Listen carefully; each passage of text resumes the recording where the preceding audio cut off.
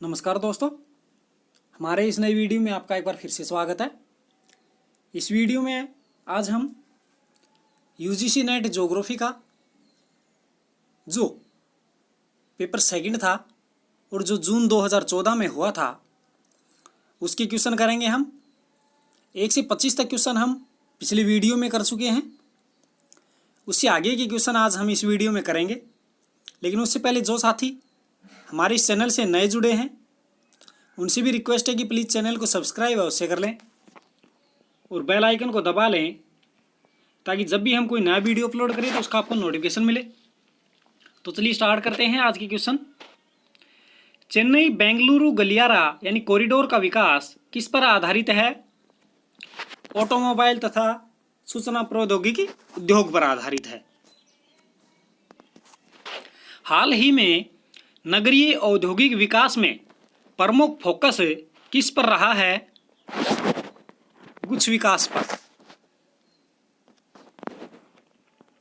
उच्च स्तर का प्रबंधकीय तथा कार्यकारिणी प्रशासनिक पद किस श्रेणी में आता है?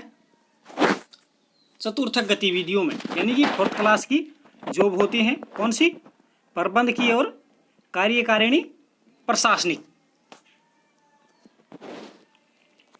निम्नलिखित में से कौन सा कथन सही है? भूरा कोयला और निम्न श्रेणी का बिटुमेन्स कोयला चतुर्थ कलम में बने, ये भी बिल्कुल सही है। डोलोमाइट का लोहा एवं इस्पात उद्योग में उच्च ताप से सामग्री तथा फ्लेक्स के रूप में उपयोग होता है, ये भी सही है। सौर ऊर्जा, पवन, जल विद्युत तथा बायोगैस नवीकरणीय संसाधन है, ये भी सही है। तो यानी कि 1, 2 और तीनों ही पॉइंट इसमें सही है। एडवर्ड उल्मैन के मॉडल में वर्णित स्थानिक अंतःक्रिया के 3 आधार क्या हैं? तो 3 आधार कौन से थे? पूरकता, स्थानांतरणीयता और अंतर्वर्ती अवसर। ये तीनों ही आधार किसके थे? एडवर्ड उल्मैन के मॉडल के। जापान अपने किन कारणों से विश्व में एक अग्रणी औद्योगिक देश है? तो विकसित जलीय विद्युत के कारण और उच्च स्तर की प्रौद्योगिकी क्षमता के कारण क्या है कि जापान अग्रणी औद्योगिक देश है। उसमें ये 2 चीजें बहुत महत्वपूर्ण भूमिका निभा रही हैं। नीचे 2 कथन दिए गए हैं, एक को अभिकथन ए और दूसरे को कारण आर का नाम दिया गया है। अभिकथन ए है हमारा, अभिकथन ए है हमारा उन्नत प्रकार के रबर वृक्षों के विकास और बाद में कृत्रिम रबर के साथ अमेजन बेसिन का रबर समृद्धि से ज़्यादा कुछ नहीं रह गया है। कारण कि संसाधन मानवीय संस्कृति द्वारा सर्जित तथा नष्ट किए जाते हैं। तो ऊपरी 2 कथनों के संदर्भ में निम्नलिखित में से कौन सा कोट सही है? कि इसमें ए और आर दोनों सही हैं और आर ए की सही व्याख्या करता है। निम्नलिखित में से किस संस्कृति क्षेत्र की विशेषताएं हैं?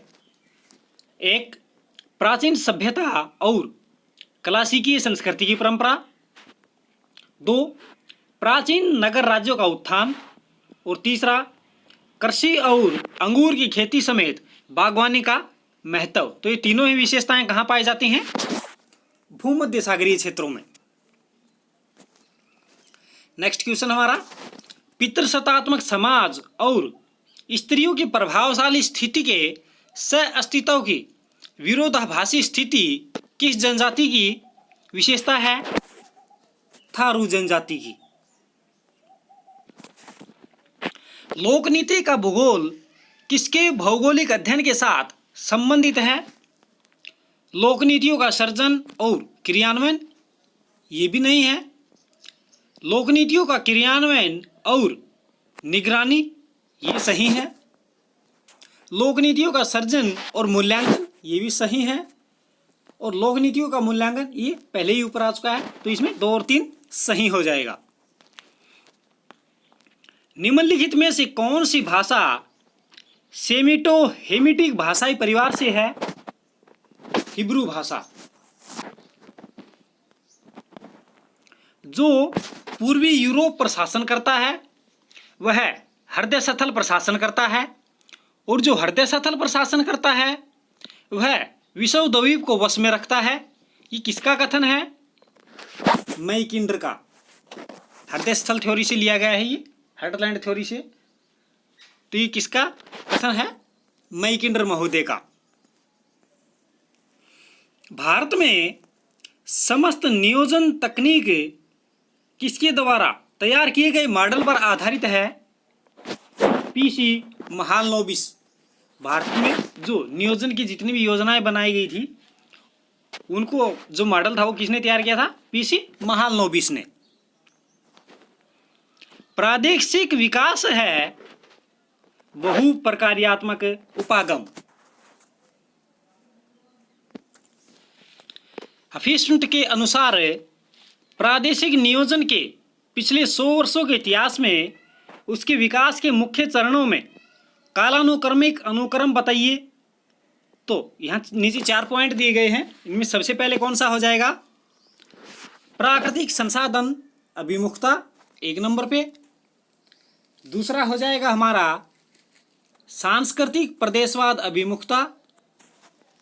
तीसरे नंबर पे हो जाएगा हमारा प्रादेशिक विज्ञान अभिमुखता, और अंत में हमारा महानगरीय अभिमुखता। ये इनका कालानुक्रमिक अनुक्रम हो जाएगा।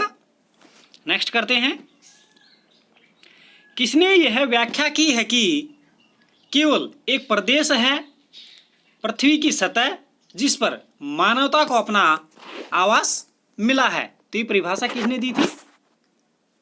मिनसुल ने। कृषि क्षेत्र है समरूप प्रदेश। कृषि क्षेत्र किस प्रकार का है? एक प्रकार का समरूप प्रदेश है। दक्षिण से उत्तर तक हिमालय की श्रेणियों के निम्नलिखित अनुक्रमों में से कौन सा सही है?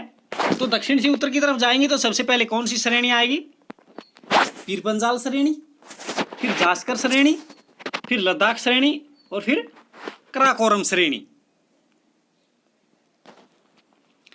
कोयले के उत्पादन की मात्रा तथा गुणवत्ता के संबंध में भारत का सबसे पुरातन तथा सबसे समृद्ध कोयला क्षेत्र कौन सा है? झरिया कोयला क्षेत्र। 2001 और 2011 की अवधि में उच्चतम तथा निम्नतम जनसंख्या घनत्व में अंतर क्रमशः कहाँ अंकित किया गया? बिहार और नागालैंड में। उच्चतम और निम्नतम जनसंख्या घनत्व कहाँ अंकित किया गया? तो सबसे उच्चतम जनसंख्या घनत्व कहाँ है? बिहार में है, और न्यूनतम जनसंख्या घनत्व जो नीचे ऑप्शन दिए गए उनके हिसाब से नागालैंड में है। वैसे न्यूनतम जनसंख्या घनत्व अरुणाचल प्रदेश का है 17 व्यक्ति प्रति वर्ग किलोमीटर, लेकिन उसके साथ हरियाणा को मैच किया गया है, वहाँ उच्चतम जनसंख्या घनत्व नहीं है। तो इस वजह से ऑप्शन आपका डी हो जाएगा, बिहार और नागालैंड। वृहद भारतीय मरुस्थल यानी कि थार में सिंचाई का सर्वाधिक महत्वपूर्ण स्रोत क्या है? नहर। और वो भी कौन सी नहर है? इंदिरा गांधी नहर से सिंचाई होती है थार मरुस्थल में। सबसे लंबी पश्चिम की ओर बहने वाली प्रायद्वीपीय नदी कौन सी है? नर्मदा नदी। ये प्रायद्वीपीय नदी है जो पश्चिम की ओर बहती है, तो ये सबसे लंबी नदी है जो पश्चिम की ओर बहती है प्रायद्वीपीय नदियों में। वैसे कौन सी नदी है सबसे लंबी? प्रायद्वीपीय भारत की बात करें तो गोदावरी नदी, लेकिन पश्चिम की ओर बहने वाली में नर्मदा नदी है।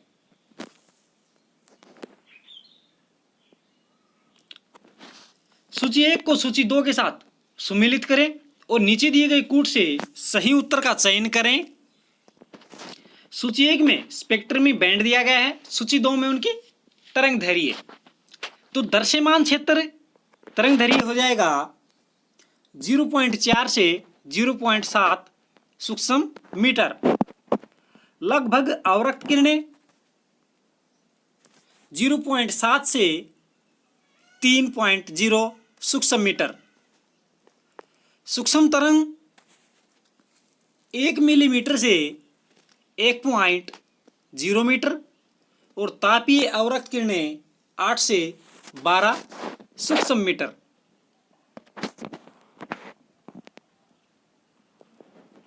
निम्नलिखित में से किस प्रकार के आंकड़े का वितरण दर्शाने के लिए प्रवाही मानचित्रों का उपयोग किया जाता है?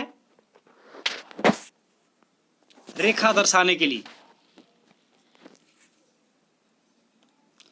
संचयी आवर्ती वितरण किसके द्वारा दर्शाया जाता है? त्वरण या ओगिव द्वारा। तो दोस्तों ये थे आज के question. Third paper next video में स्टार्ट करेंगे हम, जो 2014 जून में ही हुआ था। और यदि आपको वीडियो अच्छा लगे तो लाइक और शेयर भी अवश्य करें और अपने जितने भी साथी हैं उनको भी चैनल से जोड़ें। धन्यवाद।